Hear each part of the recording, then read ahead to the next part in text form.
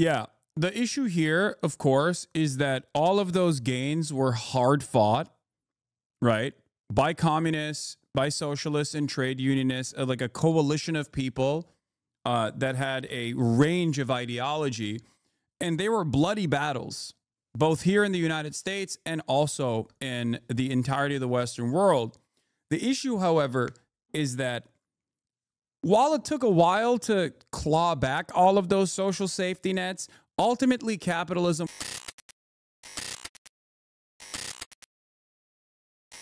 Can we watch Jimmy the Giant's video that kind of talks about this? Sure. Let me see. Which one? Did I escape the alt-right just to be brainwashed? This is the one you're talking about, right? He put me in the title too. I mean, he put me in the thumb. You go down to the pool that I have jumped out of the alt-right pipe, right? This video is brought to you by Lies of the Left. When are you dropping How I Escaped the Alt-Left Pipeline? Woke crap. Since I made that video, Escaping the Alt-Right Pipeline, there has been a claim that's kicking around that I have jumped out of the alt-right pipeline and landed slap bang in the far left. Can you clear for the haters? Are you demonized or do you choose not to run ads? I choose not to run ads, but I am also demonized. Alt-left pipeline. In this video, I want to talk about that. I want to talk as well about what the direction of this channel is, how you guys can help. Yes, that means I'm setting up a Patreon and I'm going to ask you for money. But not just that, right? We're going to talk about the culture wars, the evolution of wokeism, and most importantly, am I now woke? Yes, my favorite small YouTuber who only posts obscure content finally uploaded again. Is this submarine sort of woke now? Don't tell me that isn't a woke-shaped submarine. Trying new stuff, I guess. Sorry, I didn't know the Walt Disney Company is making submarines now because it looks less... I figured I'd start this video out with me doing my political compass. I did it on stream, and when the results came in... Shit. God, I'm a fucking lefty. That's mental. That's insane. I can't believe it, bruv. Yeah, I guess I am pretty left.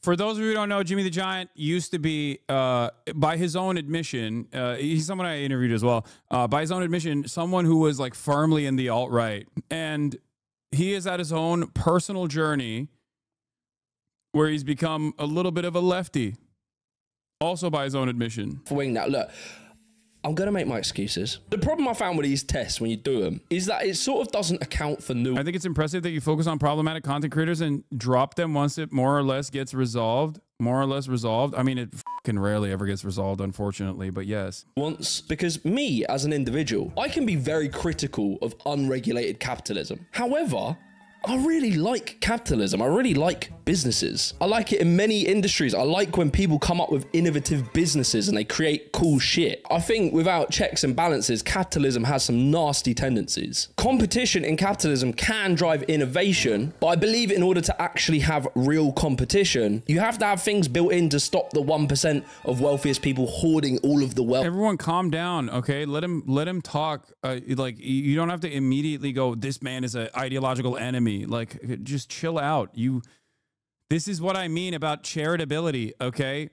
This is literally what I mean about being charitable to people. You're talking about a dude who was like a couple of years ago saying like, we got to save England from the scourge of unrestricted migration. And then the moment where he's like, I've gotten out of all that stuff. And I still think that like capitalism is good. I like cool shit that they invent.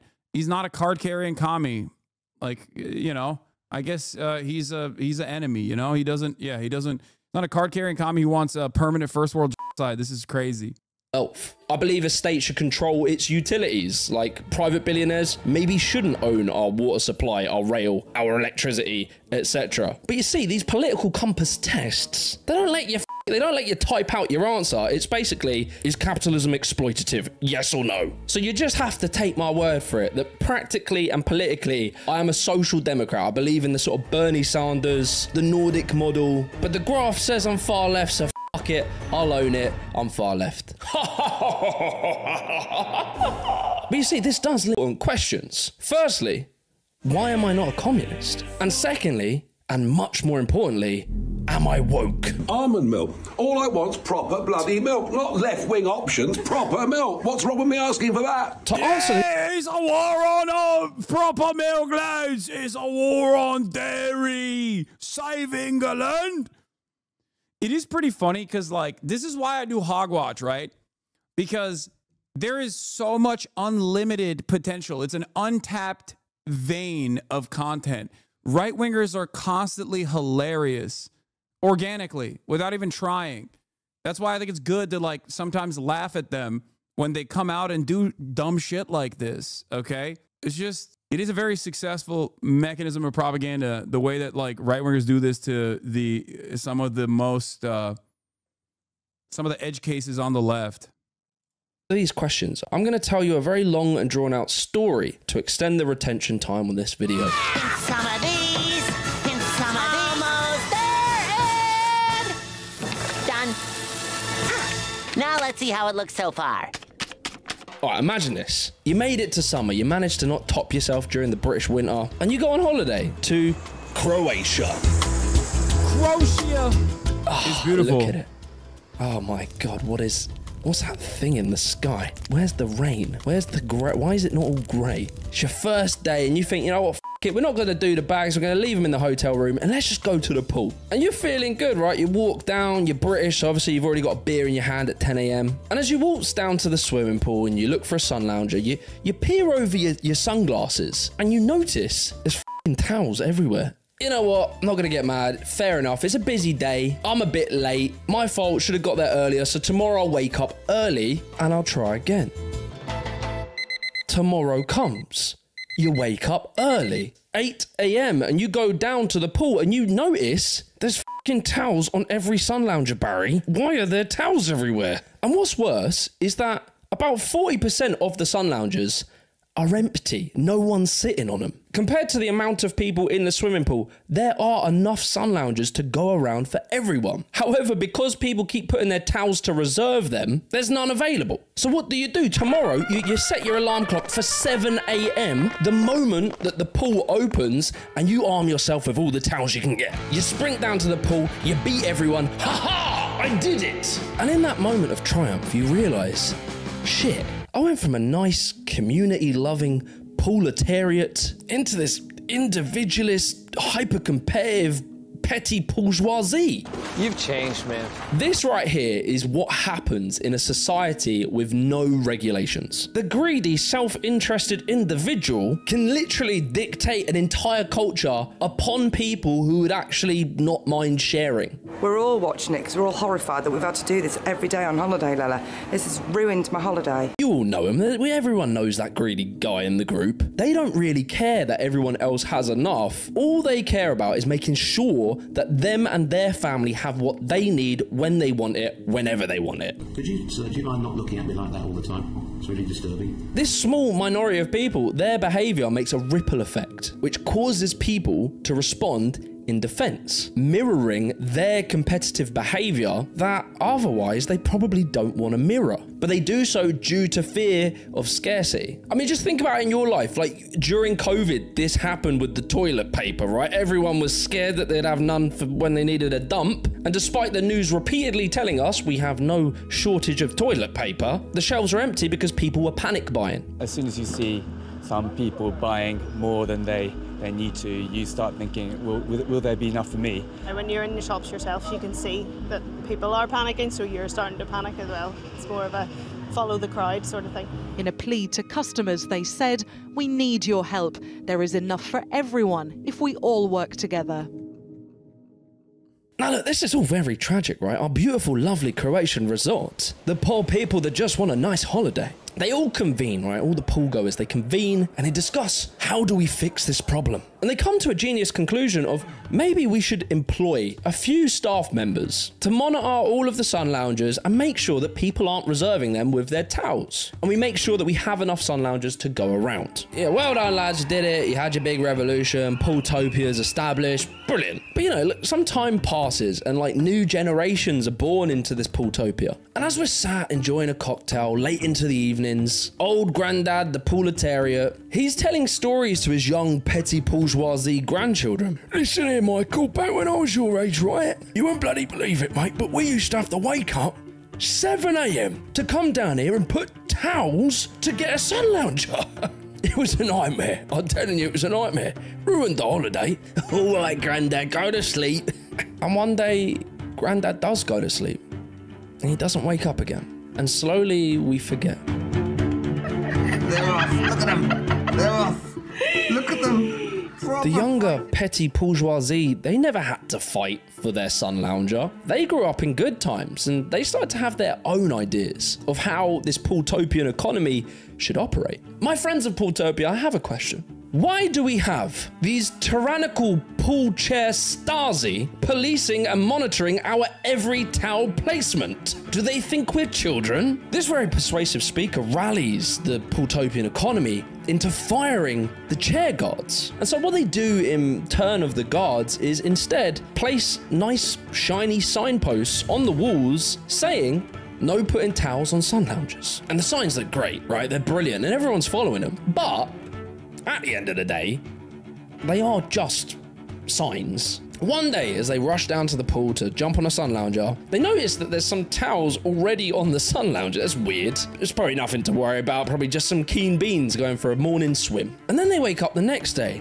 and they notice more towels are on the sun loungers. And the next day, and the next day. And just like that, the cycle resets. The towel wars return. And somewhere far away, Grandad Proletariat is rolling over on his heavenly sun lounger and thinking, I tried to warn him. Before we go any further, I want to give a massive shout out to Squarespace for sponsoring today's video. Squarespace is undoubtedly the best platform for making your own beautiful, perfect website. With their new design intelligence, which combines the newest AI technology, and their many years of understanding how to craft unique website templates, you can now literally just type prompts into the AI and it will make an entirely bespoke website template for you and your brand. And also what's so helpful if you're selling products online is their payment systems. They accept so many different types of payments from Klarna, ACH direct debit, Apple Pay, and you can even do buy now, pay later with Afterpay and ClearPay. And also, if you don't love writing like product descriptions or whatever, you can use their AI to generate descriptions for you. Also, if you're not that great at copywriting and putting like product descriptions in, Squarespace's Blueprint AI means you can bang in a prompt to ask it to make a description and it'll shoot out some really good copy and you can just tweak it to how you like it. So be sure to head over to squarespace.com/JimmyTheGiant, and to get 10% off your first purchase of a website or a domain, use the code JimmyTheGiant. Anyway, back to the video.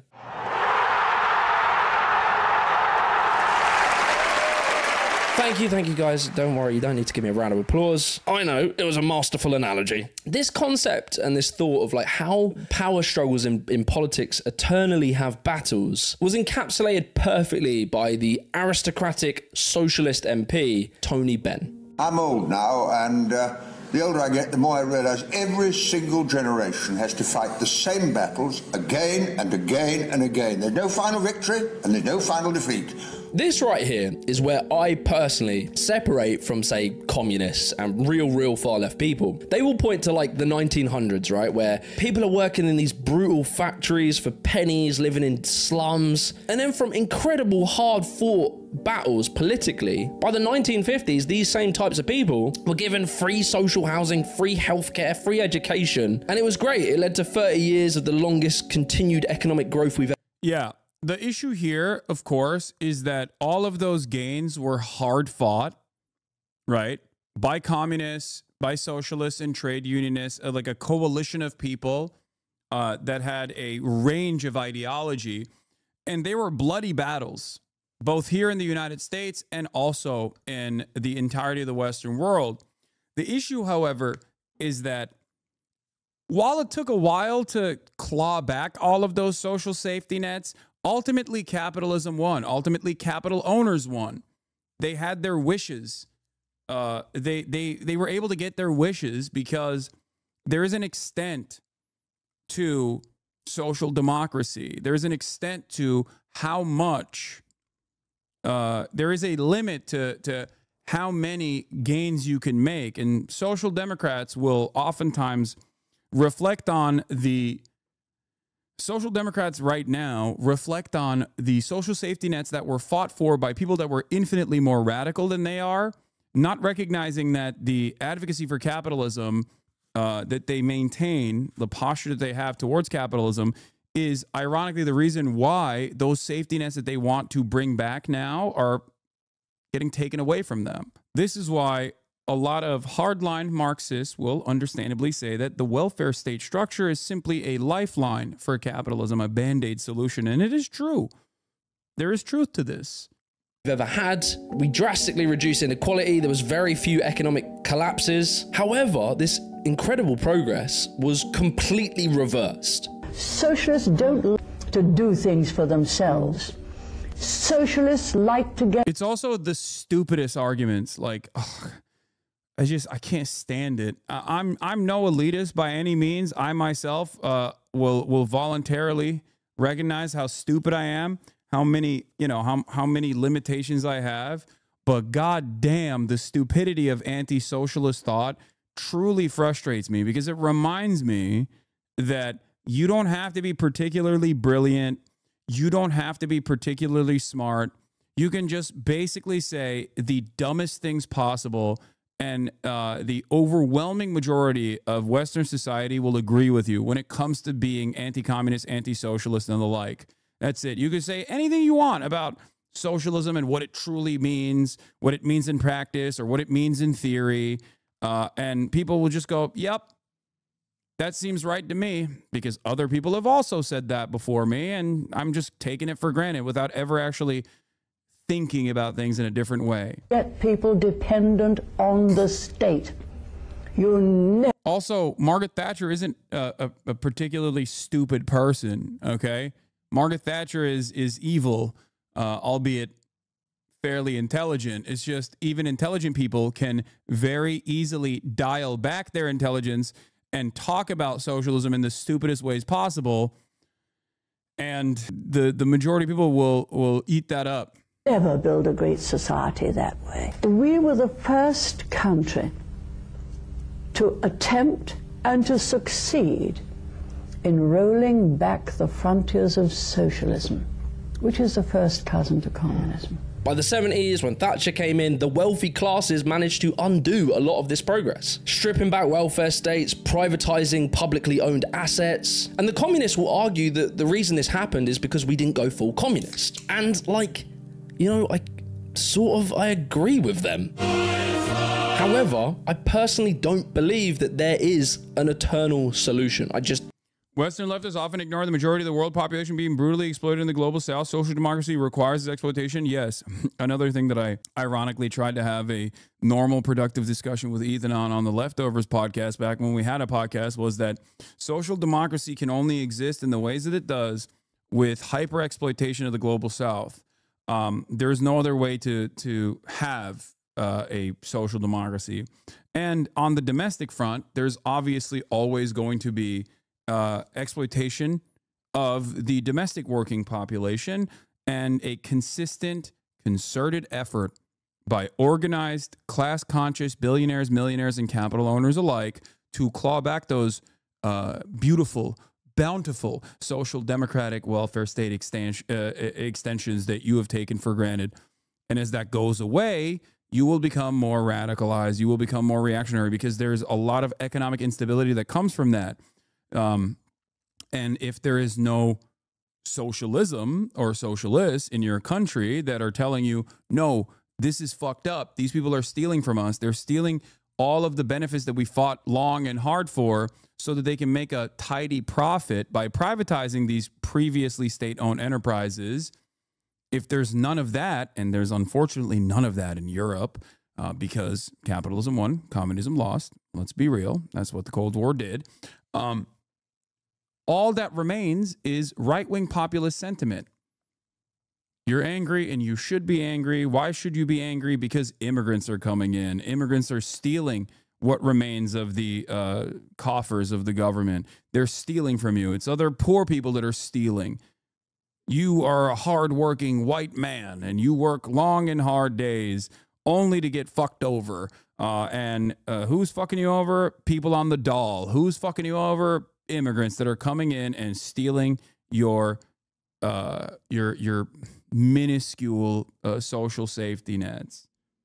Personally don't believe it. On some level, no matter how much you achieve, how much you raise living standards, how much you structure your democracy to be as representative and democratic as possible, ruthless actors will still find a way to give themselves more power and control. When the problems of the past are fixed, the younger generation forget the struggle that it took to get there. And you can see this on the other side, when you flip over to like right-wing libertarian attitudes to capitalism. Many of the American right sort of follow this idea, like Ben Shapiro. But then in Britain, we have, like with the Reform Party, Rupert Lowe and Nigel Farage, who often talk about removing the welfare state. They criticize disability benefits a lot. Some of them want to privatize the NHS. This ideology, this sort of libertarian ideology, completely forgets the reason why these things exist in the first place. Wait a second, why does it exist? Isn't it just one big waste of money? Well, first of all, the number of people who will suffer is likely to be very, very small. Private charity, private efforts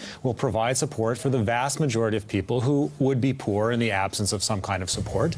And when government does it, it creates an air of entitlement that leads to more and more demand for redistribution until everyone becomes a ward of the state. Well, look, let's talk about that. So let's say we have some bloody libertarian revolution, and we create the Free State of Britannica, sponsored by Meta. In this amazing libertarian utopia, we all go out and we make our own little businesses. I open a little shop selling gamer goo. You open a gallery displaying NFTs.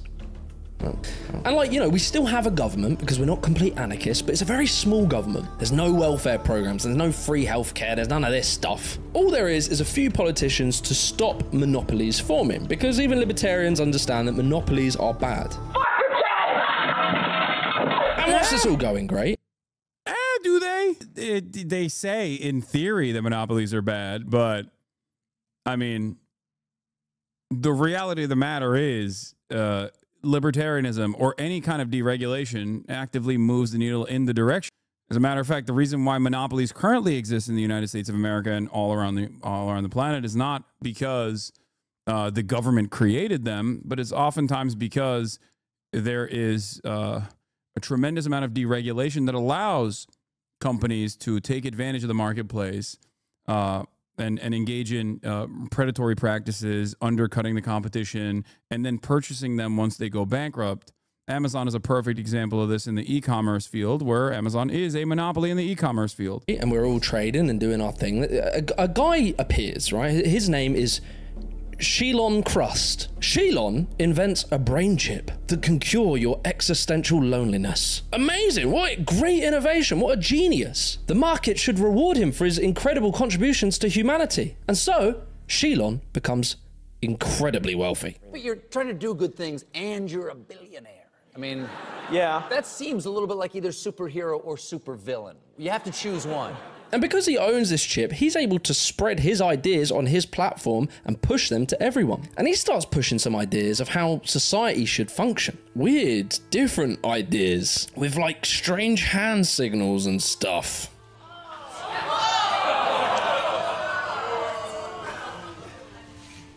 Okay, And what Shelon does, because he's so wealthy, he actually manages to find a very charismatic politician. And that politician is called Ronald Rump.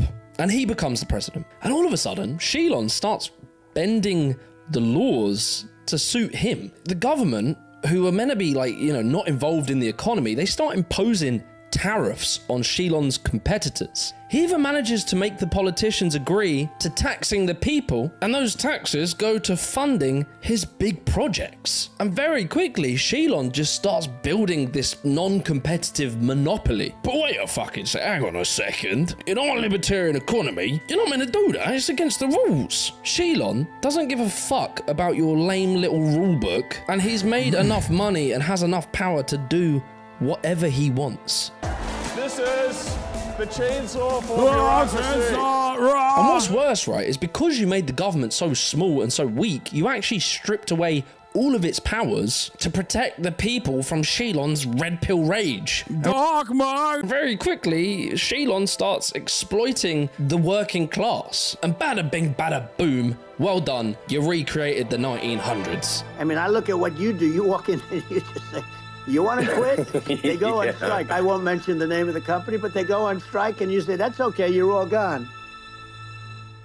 You see, this is the big problem, right, with libertarian theory, is that built into libertarian theory is this belief that cultural values alone and market competition are enough to guide morality. I mean, it's liberalism that's base boosted. That's what it is, you know? Good, bad dynamics, like assuming that some people are intrinsically good, some people are intrinsically bad, bad people do bad things for evil reasons. Good people do good things for good reasons. And also simultaneously that like some other idealistic spiritual reason will actually hold this entire process together.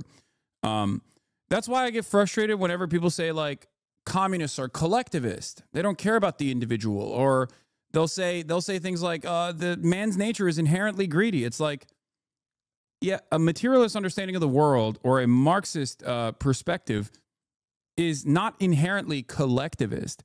It ultimately wants individuals to have personal freedoms, more personal freedoms that are currently allotted under this existing organization of the economy. Yeah, cultural values. Cultural values enough to control exploitation. Are you a baby? Yes, they are. They are a baby. And just like a baby, they think that even though currently, I don't know, they work at a fucking Jiffy Lube, that they're going to magically turn around in this like deregulated become a demigod amongst men. It's like, oh man, once the government stops holding me back, dude, I'm going to be one of the rulers too. It's like, no, you won't. You will be a slave. You are currently a wage slave. And in the next evolution under a, I don't know, fascist, anarcho-capitalist dystopia, you will be a slave that inevitably gets sent to the glue factory.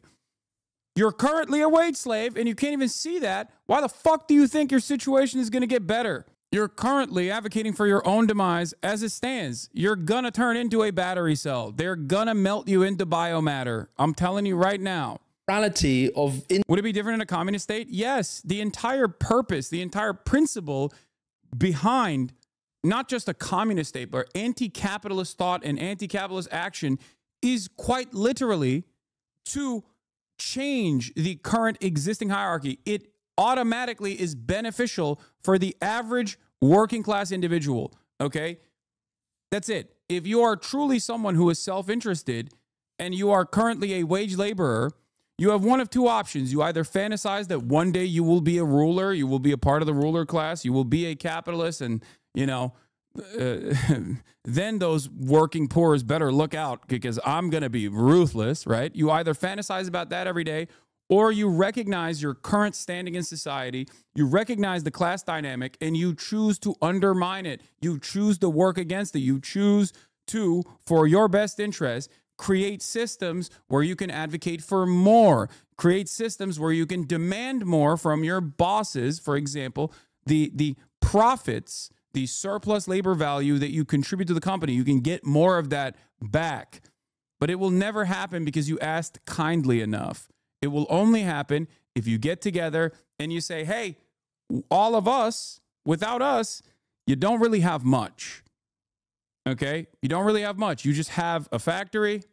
You have tools at your disposal. You have upfront capital. But value can only be created with all of us working on the assembly line. Without us, you have no value. That's just sitting there and it's depreciating. Those are depreciating assets. So we want more. We want more in return that you are taking from us. Currently, as it stands, we want more benefits. We want more of the profits, a larger share of the profits that we're generating for you. The only way to get that is through collective bargaining and, if push comes to shove, showing your worth to the company with collective action, work stoppages, a strike.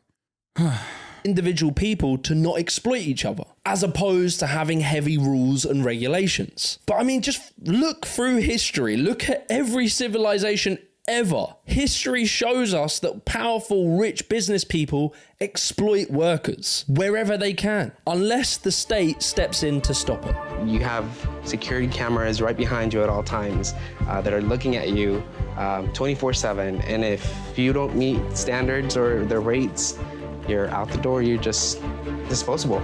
Even Margaret Thatcher, No way, man. A socialist state always changes one hierarchy of the plutocracy billionaires to the government bureaucrats. It's one hierarchy over another, and they both debase individually. Yeah. Do you have an alternative? What's your alternative? Are you an anarchist? Is that what your alternative is? Like, this notion is hilarious. We currently exist in the fucking plutocracy of billionaires. You're making it seem as though under a socialist state that the government bureaucrats become the billionaires. Okay. The greatest example of this not being true is even when a country attempts to engage in a transitional socialist state like China, while there are still a tremendous number of issues in China in terms of its governance, in terms of its domestic policies, there is obviously better even development, okay? It just is the truth, a truth that many Americans refuse to recognize. Many people in the Western world refuse to recognize that reality. Now, is China perfect? Far from it. Of course not. But with the limited amount of resources that they've had over an incredibly short period of time, they've been able to become a competitive global superpower that is seemingly going to outcompete the United States of America in a matter of a couple of years, if it's not already outcompeting the United States of America. How did that happen? Individuality, they both debase individuality is a silly centrist attitude to have in this process. You're imagining that socialism will create a new hierarchy, but then give the awesome power that capitalist billionaires have to government bureaucrats. All of a sudden, government bureaucrats are living in this living with incredible amounts of power, and your lives will still be dominated no matter what. Sure, there's a moral justification of that hierarchy based on the general good that ultimately concentrates power and abuses it. Yeah, I'm willing and able to concentrate power and abuse it at your behest. What I mean by that is, no matter how much wealthy people have told you that it would be terrifying to have public housing, I'm going to give that to you, whether you like it or not, okay? You might complain all day, every day about, oh no, we can't have socialized medicine in this country. That's devastating. That's terrifying. Yeah, guess what, dude? You're going to have it and you're going to like it. Doesn't fucking matter to me. And I'll give you an example of how you actually do like it. Are you ready? People with my mindset and the mindset of many others in this community have fought long and hard for a lot of the amenities that you don't like. Child labor. Child labor is hyper exploitative. It's ridiculous. Well, thank a fucking union for that. Thank the communists for that, for fighting long and hard through literal labor militancy, through battles with blood, sweat, and tears. You like the weekend? Thank a union for that. Thank some communists for that, okay? Do you enjoy the weekend? Do you enjoy, like, you have a sense of autonomy, a sense of purpose, a sense of humanity that you recover in that time frame? That is precisely because people older than you, okay, your great-great-great-great-grandparents fought long and fucking hard to get that, okay? It does not happen because people are kind and ask for it in a kind manner. It doesn't work that way. You like a 40-hour work week? Okay, thank a labor union for that. Thank communists for that. Thank socialists for that. There are already so many things that you personally enjoy, that you personally like, that you personally take for granted, that people have actually actively fought for. Those are good policies, but you can't disregard the reality of the risk of those hierarchies. We need social support and investment. We need universal health care and education, but that doesn't mean there won't be a debasement of individuals as cannon fodder for the ruling class. You exist in a world where you also, by your own admission, recognize that there's a ruling class that does not care about you, and then you fantasize about potentially another ruling class that will force more egalitarian policies upon you, but then you still fantasize about them dominating you somehow. I keep getting network errors on your stream only. What WTF? I don't know. I don't know why it's happening. The icon of neoliberal philosophy. In her dying days, she regretted some of the forces that she unleashed through neoliberalism. Some of the arrogant displays of wealth jarred very much with me and with the Prime Minister. The capitalists have given Margaret Thatcher a bad name because she did not believe in excess. She believed in responsibility. In a system with no rules, power will always win. And power doesn't care about your cute free market fantasy. It cares about control and domination. The free market has never existed. It is a figment of the imagination of people. The market is a system that favors the rich, which is why the rich love markets. So, like, with all that in mind, that's the very extreme libertarians and the very extreme communists. It leaves me in this weird place where I, in one part of my brain, understand and accept that we do have the logistical and technical ability to literally create a utopian world, to give everyone what they need. But unfortunately, I believe that despite that, human nature stops us from achieving it. Self-interested individuals will do what they can to break anything good that we have. Yeah. Here's the difference, though. Self-interest is at the forefront of socialist thought, but absent of class consciousness, you will always advocate for your own demise when you talk about greed and self-interest as a way to maintain the capitalist organization of the economy as a working class individual. This is baked into our collective consciousness. Not only is human nature and self-interest not the end-all be-all, and I think that the entire history of humanity proves that we have always, like, there's no notion of like a natural state of being for humans. After all, what is natural about skyscrapers or airplanes or fucking astronauts going to the International Space Station? None of that is natural. The entire existence of human nature is to overcome the natural predispositions. This is why it's considered a logical fallacy to apply naturalism as a argument. Okay, everything we do is destroying nature. Now, having said that, I hate this take of yours. Wait, what? Why? You said spit, and then you said I hate this take of yours. But having said that, there is an argument you can make. There's a selfish argument you can make for socialism. There are more of us than there are of them. There are more people who are wage laborers than there are people who own capital. The problem is people who own capital do, under capitalism, run the countries, run the organization of the economy. They run everything. And the entire system under capitalism is designed to keep the existing structure the way it is. That's it. So if people were more selfish, wage laborers were more selfish, if they could have some class consciousness to recognize where they are in current society and advocated for their best interest, they unironically would be able to bring about a potential socialist change, a socialist revolution, if you will. The problem, of course, is that it is incredibly difficult when there is a lot of effort to divide the working class along numerous boundaries. The easiest ones, of course, are to instill panic amongst the white working class and black working class, instill panic amongst immigrant laborers versus domestic labor. You know, I don't know why there's a constant network error happening. I can't look into it, chatter. I don't know why.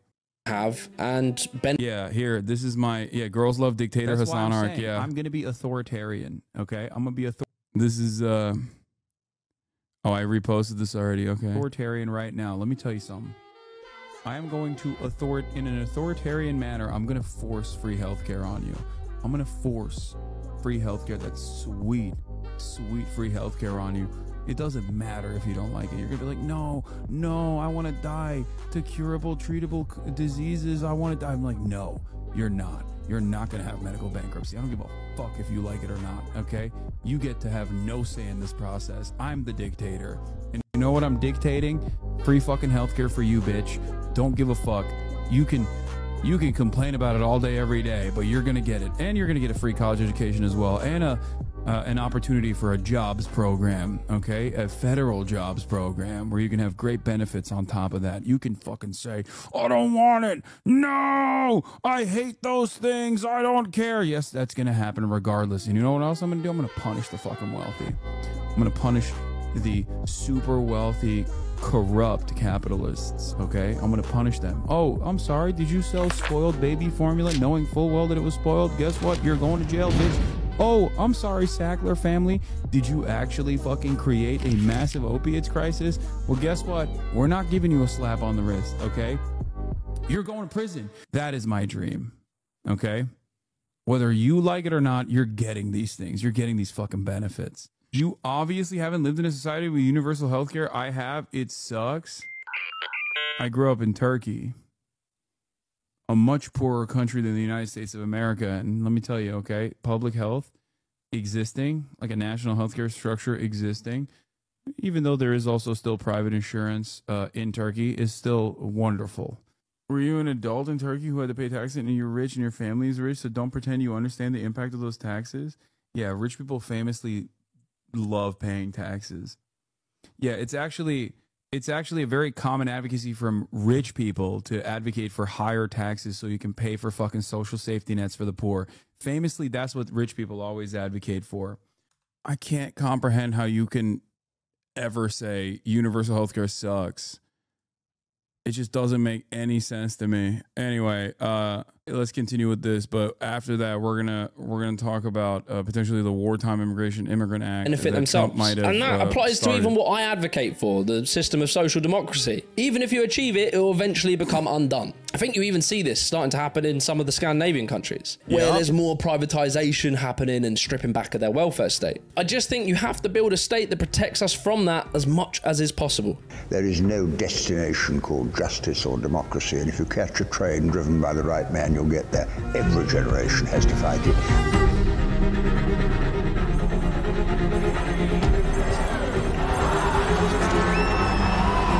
All of that understanding brings us to now, 2025, where we're in like this very weird time politically. So whilst wages have stagnated for the last 15 years, houses now cost 10 times the average annual salary, all the while corporations are making record profits, whilst people can't afford heating, the middle class is shrinking, the poor are getting poorer. Despite all this, society seems to consider the most important problem of our time is which bathroom does a trans person take a shit in?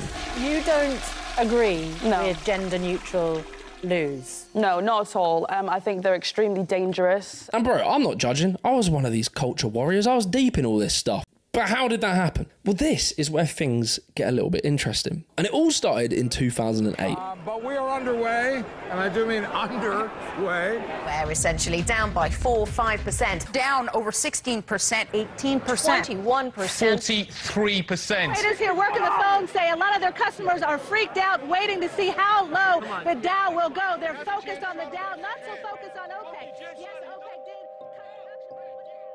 After the financial crash, where big banks committed financial terrorism, gambling on people's homes and crashing the economy, this resulted in mass unemployment, rising inequality, and the destruction of working class people's savings. When I was growing up, they referred to this as the credit crunch. The biggest financial crash that has happened since the Great Depression, they had branded it like it was a breakfast bar.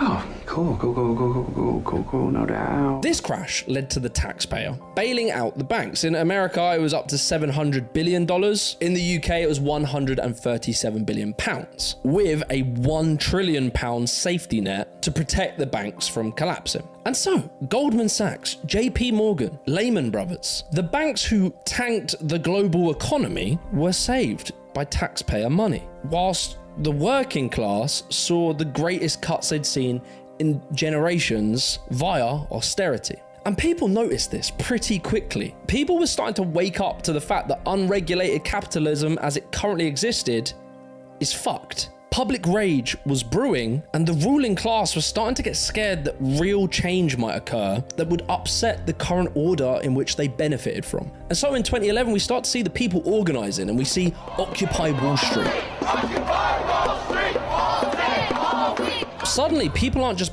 pissed off and protesting, they're now naming names. The 1% becomes a mainstream concept.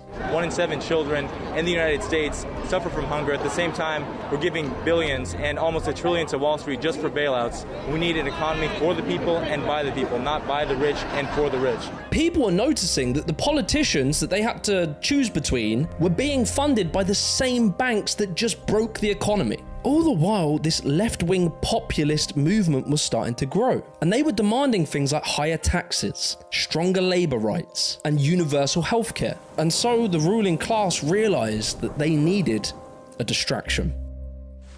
Welcome to the Glenn Beck program. Tonight, the truth about social justice and distorting its meaning. No. We're going to correct its meaning. We have like, God, right-wingers have used so many crackheads to just like actively belittle and dismantle any kind of like left-wing populism. And liberals have so gladly allowed that to happen. Liberals have also simultaneously been like, yeah, no, that's great. Like they've complained about Glenn Beck. They've complained about him, right? But they also totally allowed right-wingers, as they did consistently, and as they did with the Black Lives Matter movement as well. Liberals in positions of power have always taken note from the right on how to undermine leftist movements. Historically, this is just how they've always operated. This is why there's the famous adage of, cut a liberal and a fascist bleeds, because they find themselves aligned with right-wingers and fascists time and time again when push comes to shove, when there's economic volatility, economic instability, and they are worried about capitalism becoming undone. Same shit happened with Bernie Sanders, where you saw liberals lose their minds at the prospect of a Bernie-style figure. In the mid-2010s, something weird started to happen to the left. Social justice movements started to explode. We'd see Me Too, Black Lives Matter, increasing LGBTQ activism. And this movement starts to grow, and you see it in things like university and corporate HR departments, where they would start to implement diversity and inclusion initiatives. And some of this was very well intended, and some of it was purely performative. Remember summer 2020, when our social media was filled with those little black boxes? Now, this was irritating, as I could tell that these were people that had no intent on creating. This is yet another instance I recall when Radlibs yelled at me because I was like, why are you posting a black box? It is stupid. Stop posting black boxes. You are actually not helping, but instead harming activists that are using the Black Lives Matter hashtag to get information across to as many people as possible. And people yelled at me because I made them feel bad, because they wanted to feel like they were helping. They wanted to feel like they were doing performative help. Slacktivism. How many times does this have to happen for people to finally come to that conclusion? The worst part about it is that it's not like when people realize that they might have been in the wrong, that they go back and go, hey, the guy who told me I was in the wrong initially that I yelled at, he might have been in the right. I've learned from my mistakes. I'm going to be a little bit more open-minded to what he's saying. Nope. They just carry on that resentment. They carry that resentment permanently, and they just move on. Yeah, similar thing happened with the AI Gaza pig. Is that Will's hat? No, we have the same hat, chatter. It's funny though. No. Justice or true change, but they only wanted to appease their conscience. From here, the liberal media starts to jump on board. You start seeing men's razor blades telling you that young boys having a little wrestle is toxic masculinity. Making the same old excuses. Boys will be boys. Boys will be boys. Ice cream tubs were talking to you about racism. Nike run Black Lives Matter adverts whilst also simultaneously paying children to work in sweatshops. An era of what would be dubbed corporate woke washing started to gain a lot of momentum and kind of defang the economic left-wing movement of Occupy Wall Street. After George Floyd was murdered, big corporations would come out making these statements about racism, donating to charities, etc. But, they were very quiet in perhaps supporting any economic policies like higher minimum wage, stronger unions, enhancing social welfare programs, things that might help the living conditions of people like George Floyd. Instead, these big businesses started to focus on pushing identity politics as the main leftist discourse. And to average people, you could see it. You could see there was a hypocrisy. If you're not going to improve the living conditions that create many of these social problems, then it kind of came across as empty and hollow, performative, so to speak. And so it created a reactionary right-wing movement. I mean, you have talked about this woke mind virus. Yes. You should explain why you don't think it's hyperbole to say things like it's pushing civilization towards suicide. 2016 onwards, YouTube explodes with SJW cringe compilations. And whilst it seemed quite organic, various think tanks funded by billionaires were actually funding these anti-woke content creators, politicians, and policies. Things like the American Principles Project, the Clement Institute, the Heritage Foundation, the Stanford Review, Rupert Murdoch, who owns Fox News, The Sun, The Times, New York Post. All of these people would weaponize wokeness as the biggest existential threat to society. David, am I overstating the fact that we're the beginning to see the end of woke, the militarization of the Me Too movement and cancel culture? The oil billionaires Dan and Faris Wilks, they would pump big money into... Great video, dude. I mean, he is so dialed in. I've talked about all this stuff extensively, but goddamn, Jimmy the Giant really cooked on this one. To things like PragerU and Daily Wire, who would push people like Ben Shapiro, Candace Owens, Tucker Carlson, Jordan Peterson, etc. Eventually manifesting itself in Peter Thiel, the tech billionaire, being the financial backing force of J.D. Vance, who would of course become vice president. Some religions view the body as a temple, and some religions almost invite the pollution. I think the woke thing is inviting the pollution. And so with all this financial muscle, the anti-woke industry became big business. The media becomes fully addicted to this culture war. YouTube, Facebook, and Twitter rewarded outrage content. And suddenly every fucking influencer was making videos about woke college kids.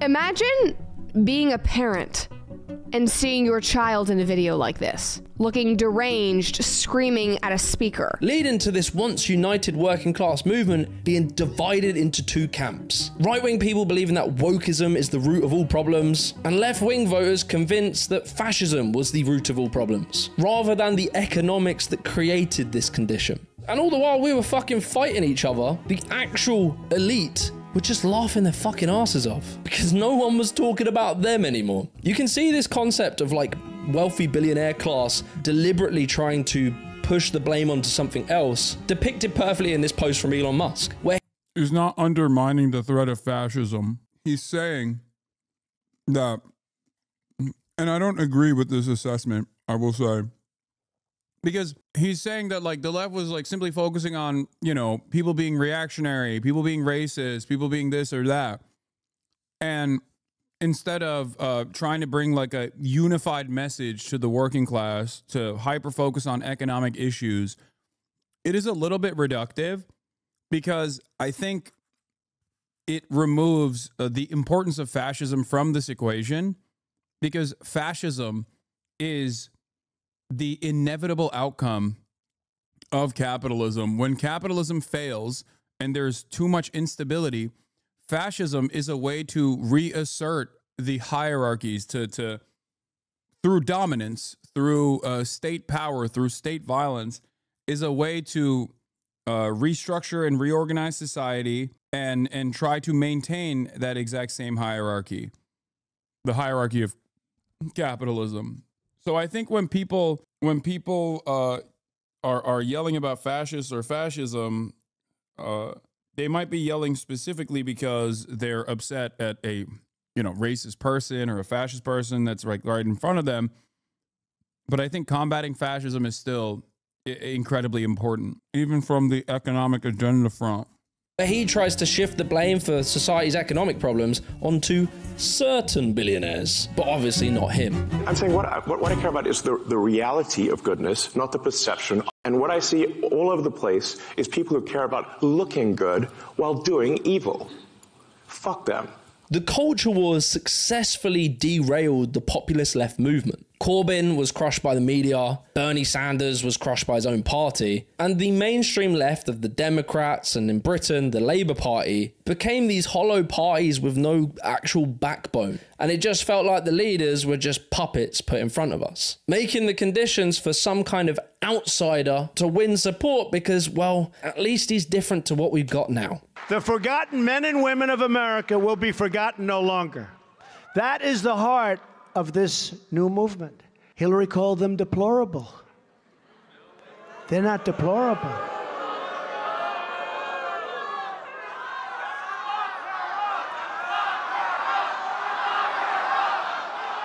But you see, it gets even deeper than all that. So after that 2008 financial crash, right, where everything went wrong, capitalism basically failed, the US Federal Reserve dropped interest rates. Grifting piece of shit. Get off your ass and make a difference, you lying fuck. You're just as bad, seek help in 2020. Dog, I don't think you're a happy guy. Contrary to what your username is, if you've been a hater since 2020 and you like briefly come in every 2 years, every 3 years, I feel like you're a little miserable, no? But yeah, give me some advice. What would you have me do? Do you want me to lead the vanguard in a proletarian revolution, a violent proletarian revolution? Is that what you're saying? If I was a grifter, I would whisper sweet nothings into your ear about how woke is ruining America, and you would love it. I would tell you that the only way to be honest online is by being reactionaries, by being bigoted, because everyone, yourself included, have these bigoted opinions, and the wokes are too afraid to admit it. That's what I would do. And I'd make a shit ton of money doing so too. Why does nobody grift to the left? To 0%. For the next decade, mega corporations, investment banks, and asset managers like BlackRock and Vanguard had access to virtually unlimited 0% interest. Free money, basically, which they used to expand their control over the economy. Companies like Amazon, Google, Facebook, and Tesla were able to expand their businesses aggressively whilst they didn't have to make profits. Amazon, for example, weren't profitable for years. It just kept borrowing at a near zero cost, undercutting all of their competition until it just monopolized online retail. And many of these tech startups that dominate the world now did exactly the same thing. Not one wealthy company on the planet Earth that is cash free, that does not use debt. I don't want to get out of debt. I want to create wealth. And the way to create wealth is through debt. BlackRock and Vanguard started buying up entire neighborhoods of houses, outbidding regular people who needed homes. They turned houses into financial assets. As they dumped more money into it and the supply didn't keep up with the demand, it drove house prices to the moon, like we can see now, to the point that now young people are never going to be able to afford a house. It's the largest investor on planet Earth with over $9 trillion in assets. That's a pile of cash equal to about 1/10 of a year's global economic activity. BlackRock and Vanguard combined manage over $17 trillion of assets, an amount that is larger than the entire GDP of China. No one deserves to have that much money, right? I mean, that's not like, I think if you do something that's good, So not only were these bankers not punished for destroying the entire economy, it was the opposite. They were rewarded. They were given free money to buy everything up. Meanwhile, for regular people, our wages stagnated, house prices soared, and the cost of living kept rising. So yeah, that's pretty heavy, right? It's all very, very interesting. But I want to answer the final question, the most important question. Am I woke? Short answer, no. I wouldn't say so. I don't think so. Probably if you meet me in person, I'm not going to lead every conversation with my pronouns. I have close friends from different cultures and we'll probably take the piss out of each other's culture. Probably, if I see a lady on an airplane and she's trying to pick up her bag, I might offer to help her.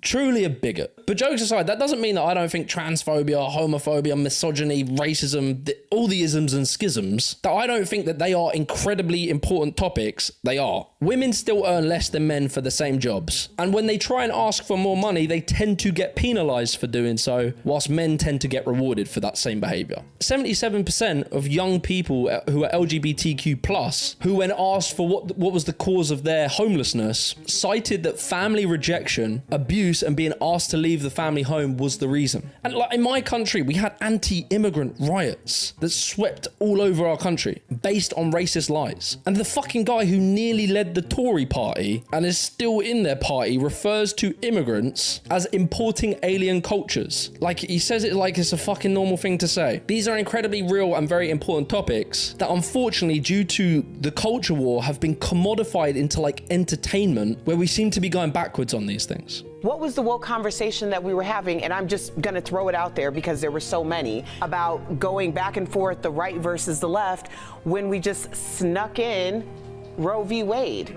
Like, what's being snuck in right now? And so all this leaves me with a question, like, what the fuck am I gonna do? Me. And like, look, I am just a guy. I'm just a guy. I'm not educated, but I do like want to try and help. I want to do my best to help. I've been blessed with this incredible platform, an incredible audience of you guys, and I also have the luxury of time and energy to focus in on trying to help. So my goal right now is to try and play my part in shifting the public discourse on inequality. The reality is right now, the middle class is shrinking, the poor are getting poorer, wealth inequality is absolutely fucking all of us over. The growing gap between rich and poor Americans is one of the biggest challenges facing the country. Get this, the richest 1% controls more wealth now than at any time in more than a half century. Why it gets me pissed is because it's literally stealing my generation's hope for a good future, a fulfilling life, the ability to buy a house, to have a family. This meritocracy we live in just is mental. You have to work so unbelievably hard to get the bare minimum. I work,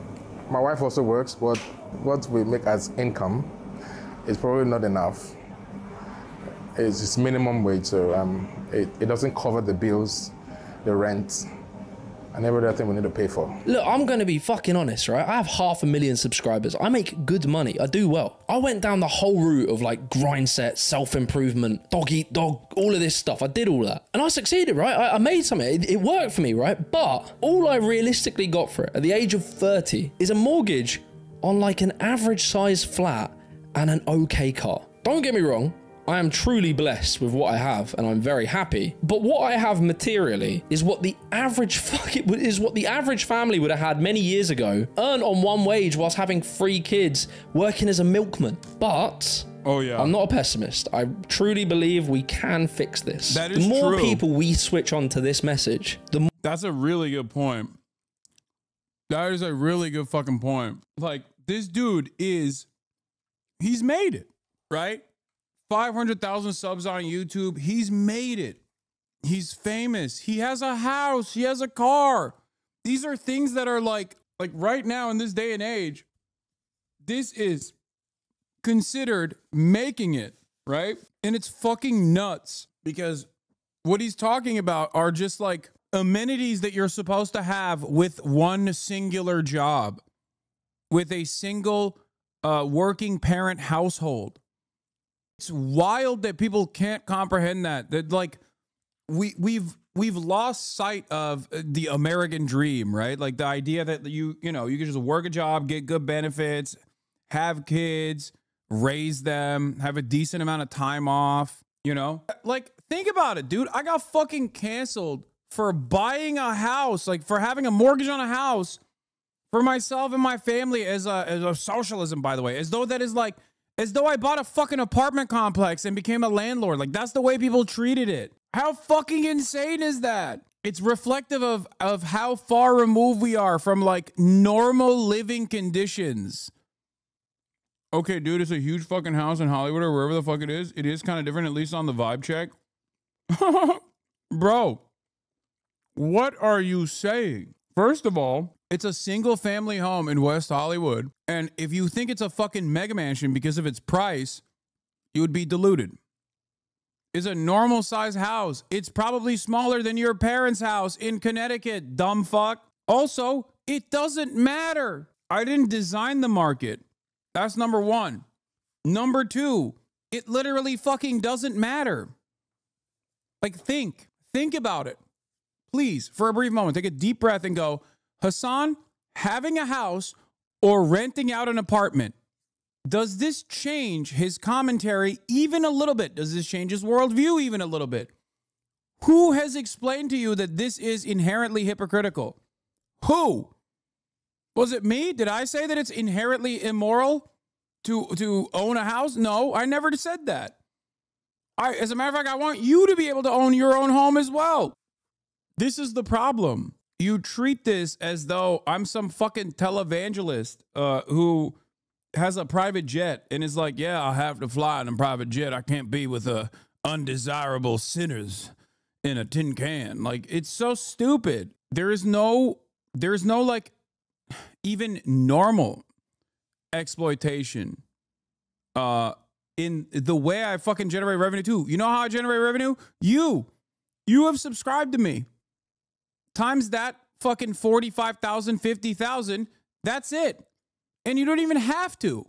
That's the craziest part about it. People are voluntarily saying, hey, I like your commentary. I want to give you $5 a month. I want to give you $6 a month.